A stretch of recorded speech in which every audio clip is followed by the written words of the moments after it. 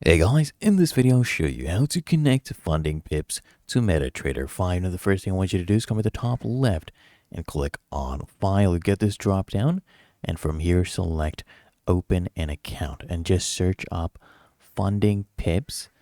Then click on Find Your Company. Okay, and you'll get these options right here. So we have two, but I want you to choose this first one, FundingPips Corp. Okay, click on Next, and then all you need to do here, where it says Connect an existing trade account, just toggle this one on. If you want to create a real account for live trading or a demo, you can choose those as well. But basically, you need to come here and you need your login and password. And of course, you need to select the server. In this case, they only have one server. Okay.